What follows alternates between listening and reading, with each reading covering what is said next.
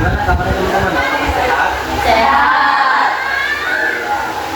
Sebelumnya Bapak mau ngucapin terima kasih teman yang sudah hadir dan menemani Bapak. Terus sebelumnya untuk memulai pelajaran kali ini, silakan Bapak minta kepada mungkin Bapak.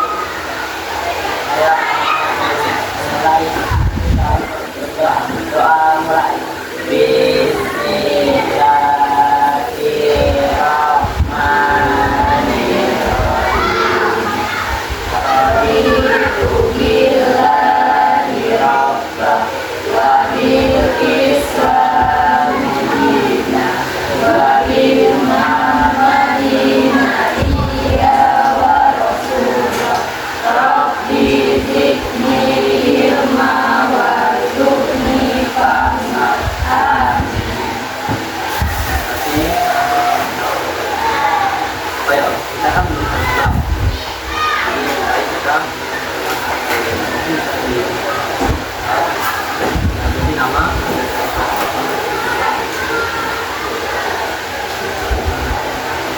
Perkenalkan, nama saya Caca Amelia Andriani dari kelas 92.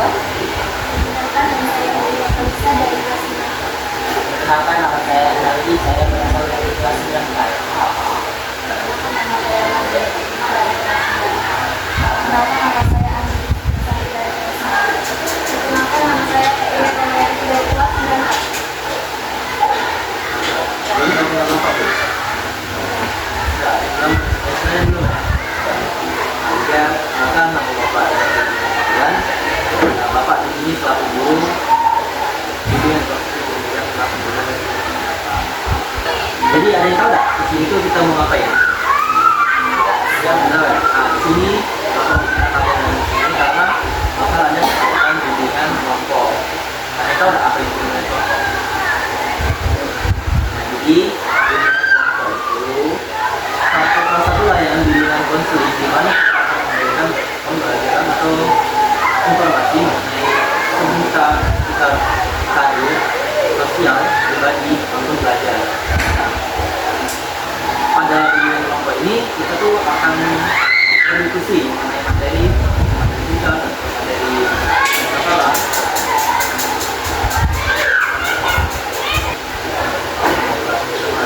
Sebelum kita masuk ke materi pembahasan kita dulu ya. Jadi di sini Bapak punya stacking. Ini bertujuan untuk meningkatkan fokus dan juga sama saksi. Nama stackingnya itu kata Pak Bos. Tahu belum? Mana belum? Jadi gini mekanisme permainannya. Setiap Bapak bilang nama Pak Bos dan juga diikuti oleh perintah, Anda harus diikuti perintah. Contoh, kata Pak Bos, angkat tangan kanan kalian. Kata Pak Bos, angkat tangan kanan kalian. Turunkan. Nah, ini permainannya. Kalau nggak ada kata Pak Bos, kalian jangan mengikuti perintah saya. Coba. Misalnya kata Pak Bos, angkat tangan kanan kalian. Kata Pak Bos, turunkan tangan kanan kalian. Angkat tangan kiri. Boleh. Dan fokus. Ikuti kata-katanya tadi. Kalau tidak ada kata Pak Bos, jangan mengikuti instruksi. Paham? Oke, ulang ya. Kata Pak Bos, tepuk tangan 1 kali. Tepuk tangan 2 kali.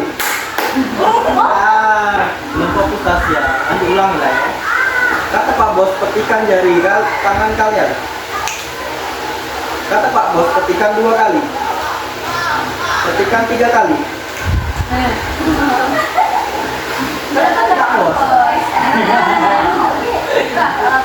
Masuk kali. Ulang ya. Yang simple ya. Kata Pak Bos, angkat tangan kanan kalian. Kata Pak Bos, turunkan tangan. Kata Pak Bos, angkat tangan kiri. Kata Pak Bos, angkat tangan kanan kalian. Kata Pak Bos, tepuk tangan 1 kali. 2 kali. Jangan belum fokus ini. Sekali lagi ya. Fokus dulu. Kata Pak Bos, angkat tangan kanan kalian. Kata Pak Bos, turunkan. Kata Pak Bos, tepuk tangan 1 kali. Pak bos tepuk tangan 1 kali, 2 kali. Udah fokus ya. Oke, tangan dulu. Oke, teman-teman, kita sudah gimana? Lebih merasa senang?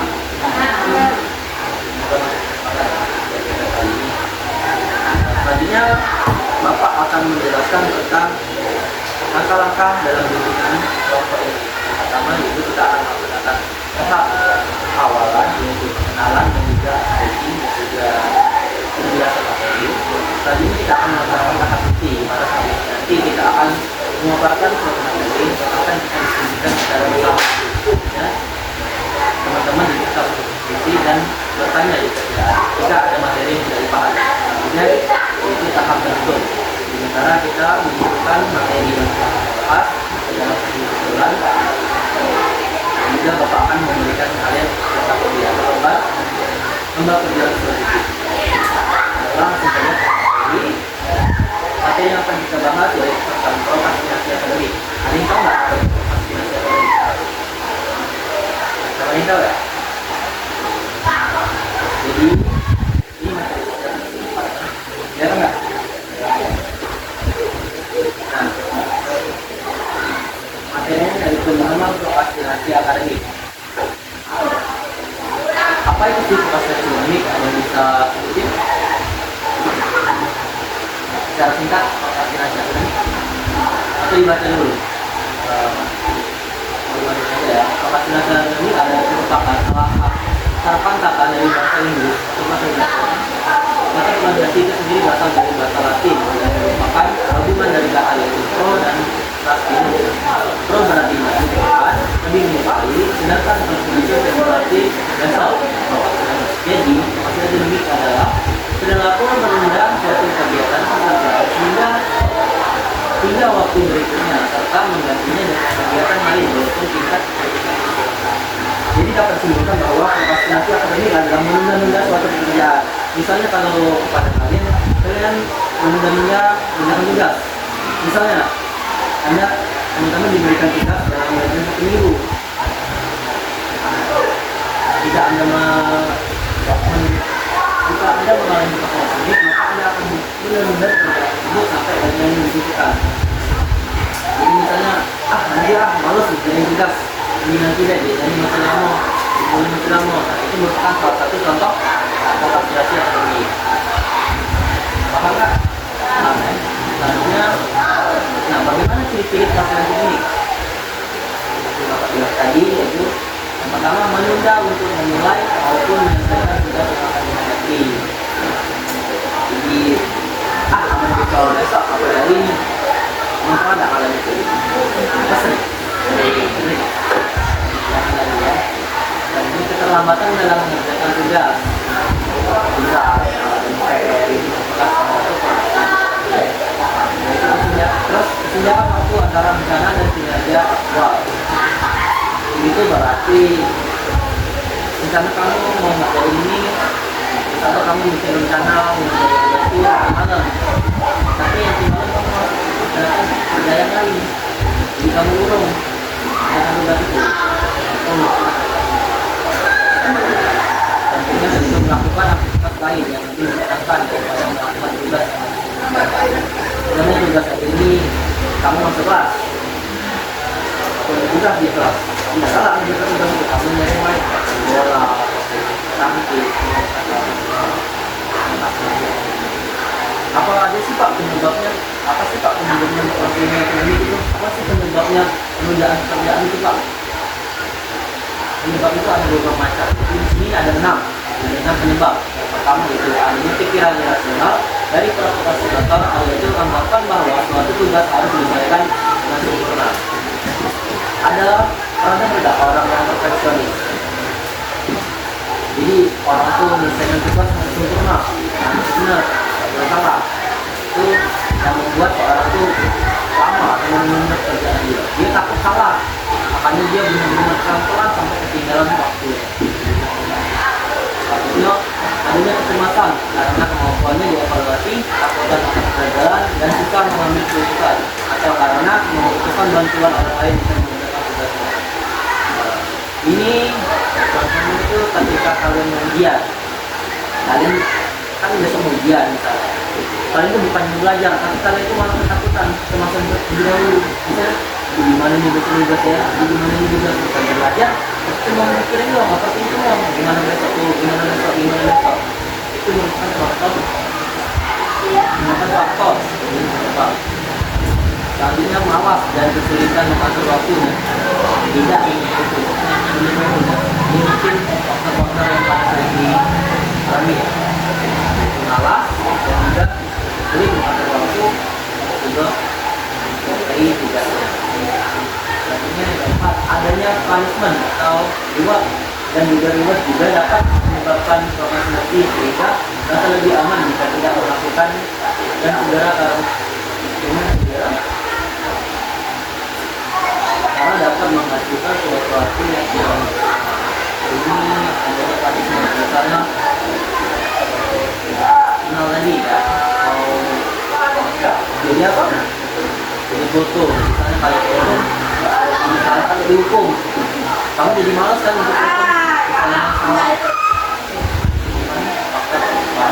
Selanjutnya ada juga faktor lingkungan, yaitu kurangnya pengamatan dari lingkungan seperti keluarga atau di lingkungan sekolah juga menyebabkan seseorang melakukan prokrastinasi.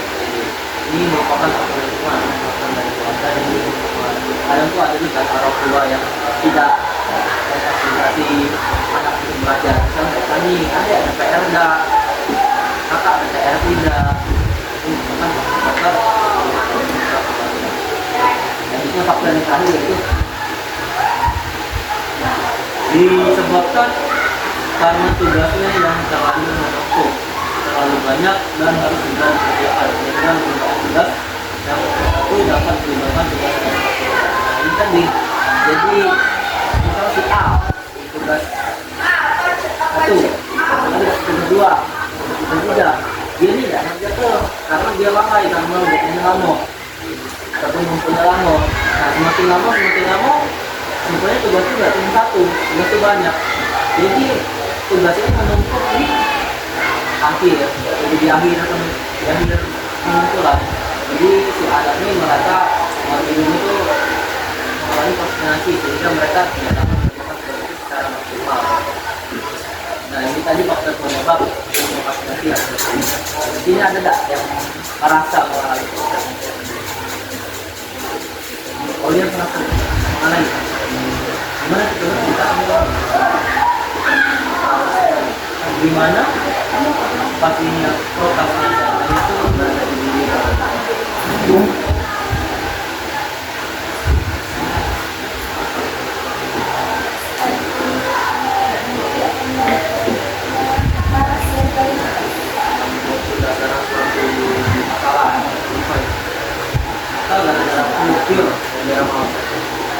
Apa aja? Nah, ini tuh cara menyelesaikan prokrastinasi itu ada beberapa cara. Nah, sini Bapak telah rangkum beberapa cara yang bisa dilakukan untuk mengatasi prokrastinasi. Yang pertama itu tetapkan tujuan untuk memotivasi diri.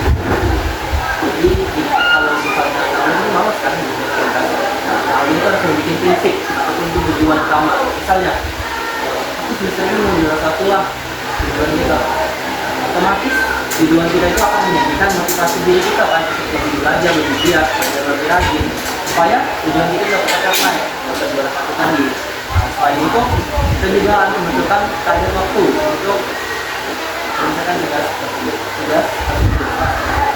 Nah jadi ini adalah kita tahu kan deadline-nya, misal ada satu tugas deadline seminggu. Kita tahu juga kan seminggu itu tidak cuma tugas satu itu kan, banyak tugas. Jadi kita harus menggunakan target waktu. Misal tugas A selesaikan 82 hari, kalau mau tugas itu selesai 2 hari.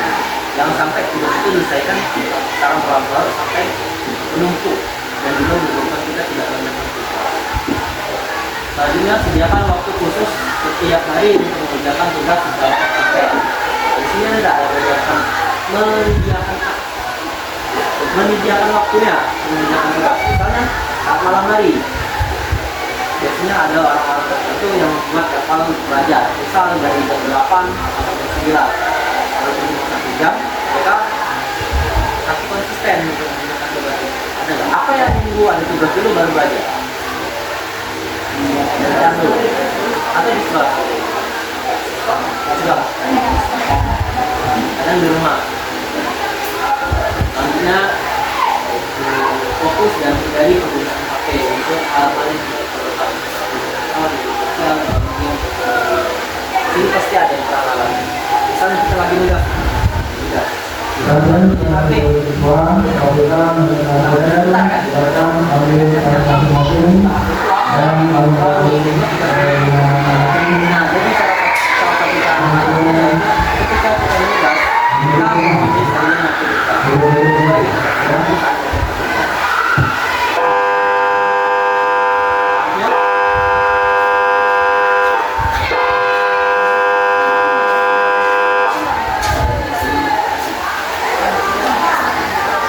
Nah, selanjutnya itu yakin atas kemampuan diri sendiri dan hasil tugas yang dikerjakan. Jadi kita harus yakin bahwa tugas itu adalah benar dan juga kita melihat. Nah, jadi kita tuh harus yakin sama kemampuan diri kita sendiri dan juga percaya bahwa tugas yang kita selesaikan itu benar. Jangan jadi seperti orang yang perfeksionis tadi yang faktor yang tak saja ada yang seorang itu harus melakukan secara sempurna juga akan membuat kita mengalami itu. Selanjutnya, tempel kata-kata motivasi tempat yang sering dilihat di laptop, kamar, ini, kamar, dan lain-lain. Jadi juga kata-kata motivasi di HP. Ada nggak yang pernah melakukan kata-kata motivasi di HP? Nah, itu juga menghindari itu. Ada tuh tempel bikin wallpaper. Misalnya kita bertugas kita ketik, jadi kita wallpaper. Jadi setiap kita main HP, kita bakal teringat bahwa kita tak bertugas. Itu juga dapat membuat kita terhindar. Nah, terakhir itu berikan reward kepada diri sendiri jika berhasil menyelesaikan tugas sesuai dengan target. Ini bisa dibilang juga reward. Misal kita sudah menjadi tugas, jadi sudah mencapai tujuan yang kita kita masih kerja aku udah satu aku mau mati sendiri dan salah yang lain kita membuat diri kita senang.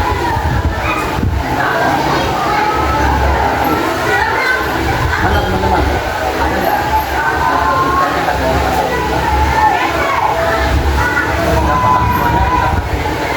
kita bahas pada hari ini. Jadi kira-kira ada nggak yang dapat menyimpulkan materi yang kita bahas tadi? Coba salah satu menyimpulkan materi yang kita bahas tadi. Mungkin dari Anda pelajaran apa yang bisa kita ambil dari materi tadi?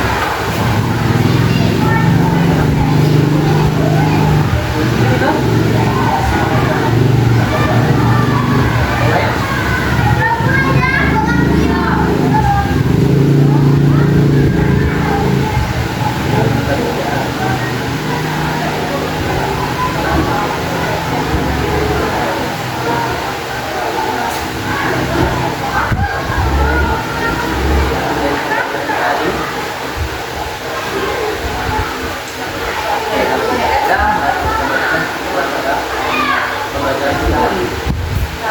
jadi prokrastinasi itu adalah kebiasaan menunda tugas yang dapat mempengaruhi kinerja akademik dan kesejahteraan berbagi meskipun banyak faktor yang menjadi penyebabnya seperti ketidakmampuan dalam mengelola waktu, rasa takut, gagal atau kekurangan motivasi. Prokrastinasi juga dapat diatasi dengan berbagai cara. Ini memerlukan kesadaran diri, perencanaan yang lebih baik, serta penerapan strategi manajemen waktu yang lebih efektif. Dengan memahami penyebab dan dampaknya, ini dapat mengurangi anxiety dan meningkatkan produktivitas serta prestasi kerja. Sudah diskusi pada hari ini apa komentar kalian memiliki lembar kerja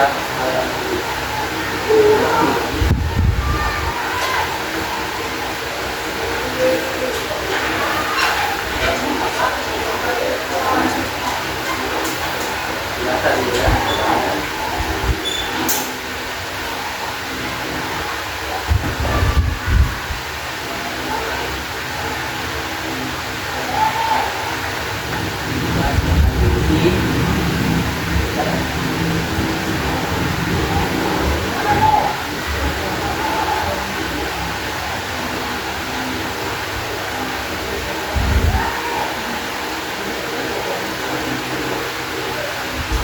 Ya.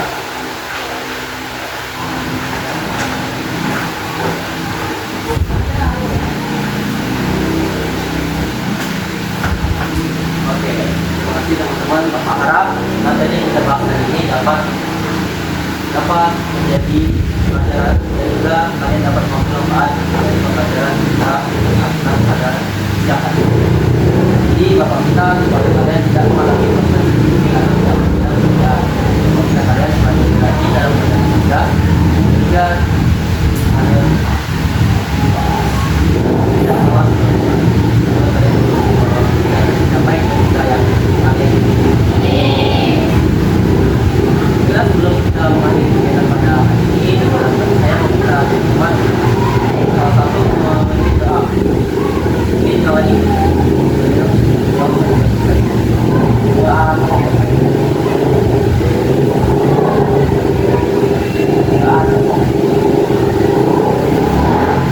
Bapak ya kali ini terima kasih kepada teman-teman.